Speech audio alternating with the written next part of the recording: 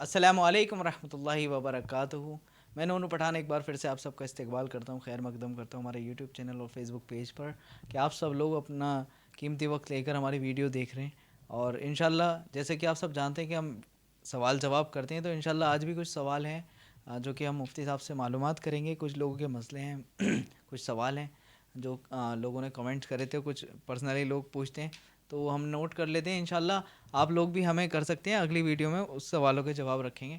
تو آج بھی کچھ سوال ہیں، لیکن اس سے پہلے ہم مفتی صاحب کا استقبال کرتے ہیں، خیر مقدم کرتے ہیں کہ مفتی صاحب آئے۔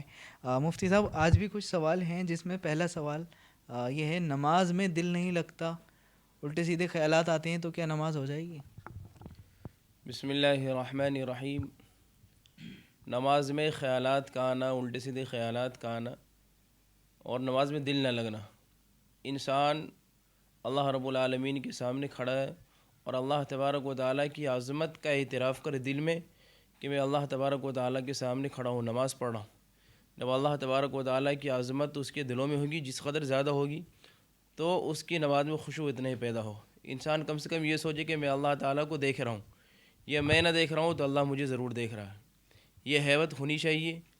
اور پھر اس کے بعد جو نماز کے سارے ارکان ہو، اس رکن میں توجہ سے دھیان لگائے انسان، مطلب قیام کی حالت میں، رکوع میں، سجدے میں، تو اس رکن پر دھیان دے تو انشاءاللہ اس کے خیالات سب ختم ہو جائیں گے اور پھر نماز میں سرور حاصل ہوگا، نماز میں مزہ آئے گا۔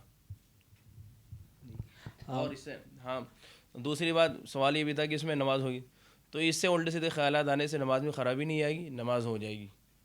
زیادہ تشویش میں نہ پڑیں کہ نماز ہوئی نہیں ہوئی، نماز ہو جائے گی آپ کی، لیکن جب نماز پڑھیں تو اللہ تبارک و تعالیٰ کی عظمت کا اعتراف کرتے ہوئے کہ بھئی اللہ تعالیٰ دیکھ رہا ہے، تو انشاءاللہ اس سے پھر نماز کے اندر جو خیالات آ رہے ہیں وہ سارے خیالات ختم ہو جائیں گے۔ مفتی صاحب ہمارا اگلا سوال یہ ہے، ہاتھ پر اگر ٹیٹو بنا ہوا ہو تو کیا نماز ہو جائے گی؟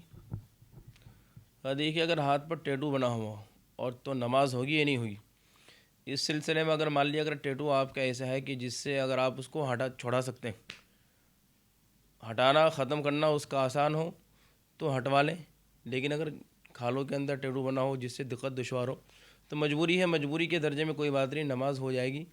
اور اگر وہ ٹیٹو ہٹنے والا نہ ہو، جیسے کھالوں کے اندر گدا ہوا ہو، تو پھر کوشش یہ کرے کہ یا تو اس حصے کو ڈھانپ لے، ڈھانپ لے کسی کپڑے سے، فلاسطینی کپڑے پہن لیں جہاں تک ہو سکے، یا دستانے پہن لیں، چھپا کر کے نماز پڑھیں، نماز ہو جائے گی۔ لیکن اگر ہٹ جائے تو آپ ہٹانے کی کوشش کریں بھرپور۔ جی مفتی صاحب ہمارا اگلا سوال یہ ہے، تعویذ سے پیسے تعویذ وغیرہ بنانے والے کے پیسے جیسے وہ کماتے ہیں، کوئی امام جو تعویذ وغیرہ بنا کے دیتے ہیں ان سے پیسے کماتے ہیں، ان کے پیچھے نماز پڑھنا کیسا ہے؟ دیکھیے، تعویذ وغیرہ بنانا اور اس پر اجرت لینا درست جائز ہے۔ تعویذ بنانے پر قرآنی آیات کے ذریعے اور ادعیہ معصورہ کے ذریعے وہ دعائیں جو جناب نبی کریم صلی اللہ علیہ وسلم سے ثابت ہے، صحابہ کرام سے ثابت ہیں، اور قرآن کریم کے وہ آیات، تو اس سے دعا تعویذ کوئی انسان کرتا ہے تو، اور اس پر اگر کوئی پیسہ لے تو پیسہ لینا بھی جائز ہے، دعا تعویذ کرنا بھی جائز ہے۔ لیکن اگر کوئی شرکی عمل کرے، جیسے عام طور سے سفلی عمل والے، سفلی جو لوگ کرتے ہیں تو وہ شرکی عمل سے کرتے ہیں تو وہ ناجائز ہے۔ اگر کوئی امام یا کوئی شخص ایسا ہے کہ جو قرآن کریم کے ذریعے علاج کریں اور اس پہ پیسہ لے تو لینا بھی جائز ہے، اس کے پیچھے نماز پڑھنا بھی جائز ہے۔ لیکن اگر شرکی عمل کرے تو پھر اس کے پیچھے نماز نہ پڑھے پھر۔ مفتی صاحب ہمارا اگلا سوال یہ ہے، اگر کوئی شخص وطر کی نماز میں دعائیں قنوت کے لیے جیسے تکبیر کے لیے ہاتھ اٹھا دیں، وہ ہاتھ نہ اٹھائے اور ایسی دعائیں قنوت شروع کر دے، تو کیا نماز ہو جائے گی؟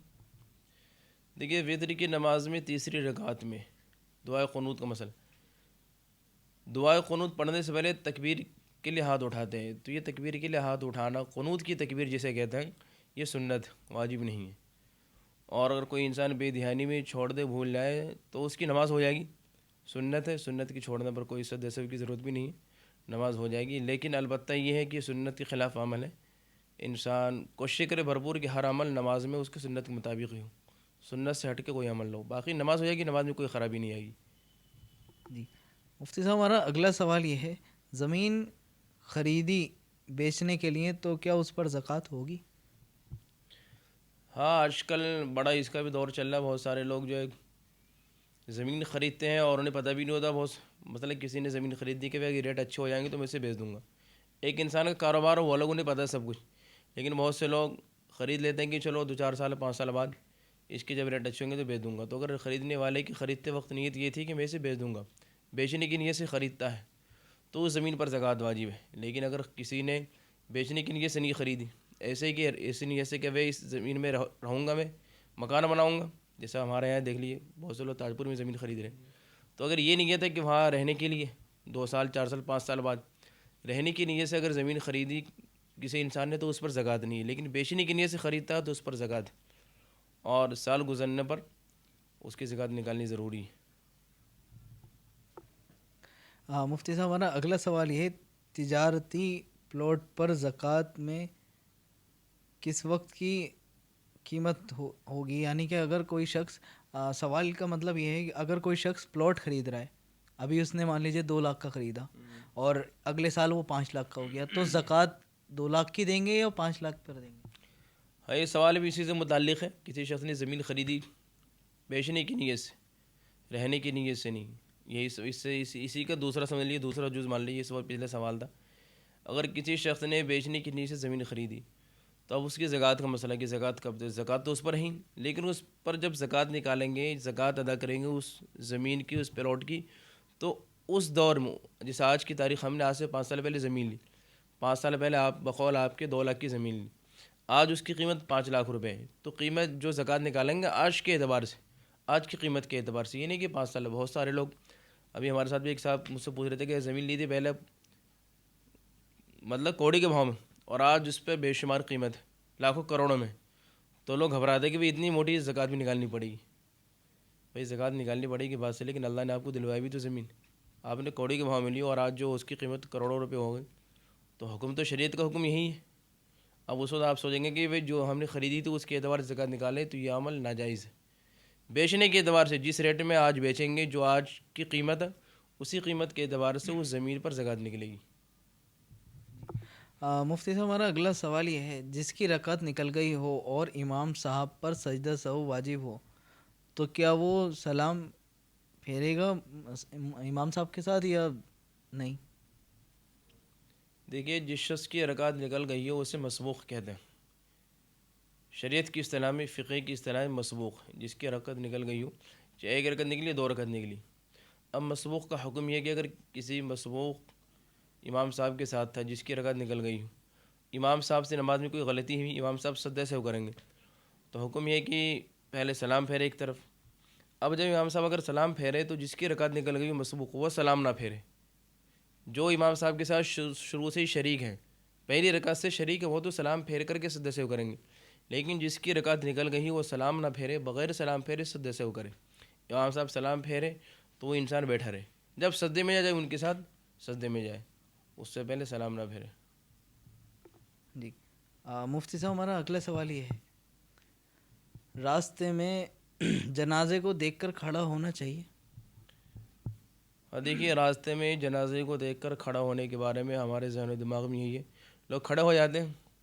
تو معلوم ہونا چاہیے کہ پہلے یہ حکم تھا، کھڑے ہونے کا حکم تھا، لیکن بعد میں یہ حکم منسوخ ہو گیا اور یہ حکم ختم ہو گیا. تو آج اگر کوئی کھڑا ہوتا ہے تو اس کو ضروری سمجھ لینا کہ بھائی جنازہ آ رہا کھڑا ہو جانا، یہ ضروری نہیں ہے. یہ آپ کے اوپر ہے، آپ چاہے تو کھڑا ہو یا چاہے تو نہ کھڑا ہو. حکم پہلے تھا، کھڑا ہونے کا پہلے حکم تھا، بعد میں منسوخ ہو گیا حکم. مفتی صاحب ہمارا اگلا سوال یہ ہے، خودکشی کرنے والے کے جنازے میں علماء کا شامل نہ ہونا کیسا عمل ہے؟ یہ بڑا اچھا سوال ہے. خودکشی کرنے والے کے جنازے میں علماء کا شامل نہ ہونا بڑا اچھا عمل ہے. بلکہ حکم یہ ہے کہ علماء، ائمہ، جو امام حضرات ہیں، جو علاقے کے بڑے بڑے عالم ہیں، ایسے لوگوں کے جنازے میں شریک نہ ہو، ان کے لیے حکم یہی. کیونکہ خودکشی کرنا بہت بڑا گناہ ہے. خودکشی یعنی سوسائڈ کرنا بہت بڑا گناہ ہے، اور گناہ کبیرہ ہے.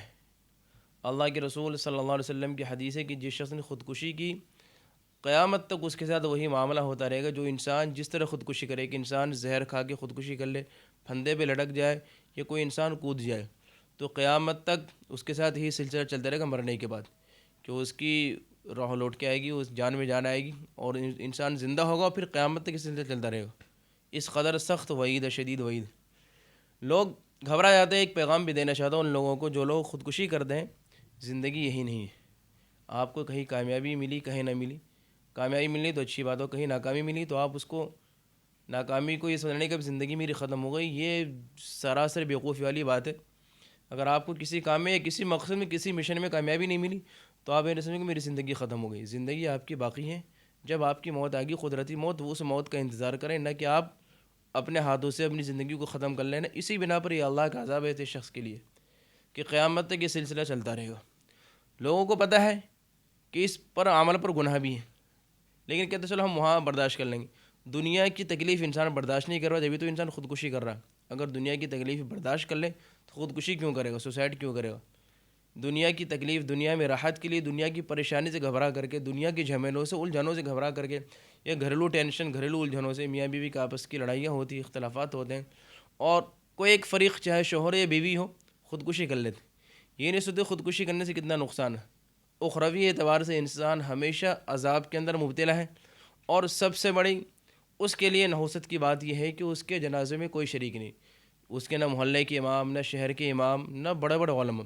حالانکہ ہر انسان کی خواہش ہوتی ہے کہ ہماری جنازے کی نماز بڑے بڑے عالم پڑھائے، امام شریک ہو، اور ائمہ کے لیے، علماء کے لیے حکم یہی ہے کہ ایسے شخص کی جنازے کی نماز میں شریک نہ ہو، یہ ان کا اچھا عمل ہے۔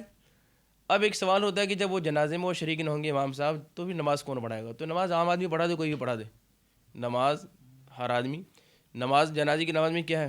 4 تکبیر ہی تو ہے، 4 تکبیر ہر آدمی کہہ لے گا، اللہ اکبر 4 مرتبہ کہہ لے گا، ثنا ہے، باقی دعا وغیرہ کوئی ضروری نہیں ہے، یہ مستحبات کی قبیل سے پڑھ لے تو اچھی بات۔ 4 تکبیر فرض ہے اور اس کے بعد جنازے کی نماز ہو جائے گی، تو کوئی عام آدمی پڑھا لے۔ علماء کا اگر کہیں ایسا ہو رہا ہے جنازے میں شریک نہ ہو تو وہ اچھا عمل کر رہے ہیں۔ مفتی صاحب ہمارا اگلا سوال یہ ہے، نفلی روزہ تھا، طبیعت خراب ہو گئی تو گلوکوز چڑھوایا تو روزہ ٹوٹ جائے گا یا باقی رہے گا؟ دیکھیے، روزہ چاہے نفلی ہو یا فرض ہو، چاہے رمضان کا روزہ فرض روزہ ہو یا نفلی روزہ ہو یا منت کا روزہ ہو، واجب روزہ، اگر کسی کی طبیعت خراب ہو گئی، جیسے آج کل طبیعت خراب چل رہی ہے، بے شمار مریض ہے، ڈینگو کے مریض، کمزوری ہو گئی بہت زیادہ اور گلوکوز چڑھوانے کی نوبت آ گئی، تو گلوکوز چڑھوانے سے روزہ نہیں ٹوٹے گا، اس بات کو یاد رکھیں، ڈرپ لگوانے سے روزہ نہیں ٹوٹے گا، روزہ برقرار ہے۔ ہاں، اس کے بعد اگر کوئی اور عمل کرے انسان، دوائی کھا لے یا کچھ اور، تو پھر روزہ ٹوٹ جائے گا، باقی صرف گلوکوز چڑھوانے سے روزہ نہیں ٹوٹے گا، یہ اس کے لیے، مریض کے لیے۔ لیکن اگر کوئی انسان مریض نہ ہو، صرف کمزوری تھوڑی بہت محسوس ہوئی، جیسا عام طور سے رمضان میں دیکھ، گرمی میں رمضان آ رہے ہیں اور روزے گرمی میں، تو کبھی کوئی سمجھے کبھی گلوکوز چڑھوانا جائز ہے اور اپنی کمزوری دور کرنے کے لیے گلوکوز چڑھوا لے روزے کی حالت میں، تو اس کا یہ عمل مکروہ ہے۔ بیماروں کے لیے جائز ہے، اس کو کوئی دقت نہیں، کوئی پریشانی نہیں روزے میں، اس کا روزہ برقرار ہے اور روزہ اس کا رہے گا۔ الحمدللہ آج کے سوال سارے مکمل ہوئے۔ آپ لوگ نئے سوال کمنٹ کریں، انشاءاللہ اگلی ویڈیو میں وہ سوال رکھیں گے، مفتی صاحب سے معلومات کریں گے۔ تو ملتے ہیں انشاءاللہ اگلی ویڈیو میں، تب تک کے لیے آپ اس ویڈیو کو آپ زیادہ سے زیادہ شیئر کریں، دین کی بات پھیلانا صدقہ جاریہ ہے۔ السلام علیکم ورحمۃ اللہ وبرکاتہ۔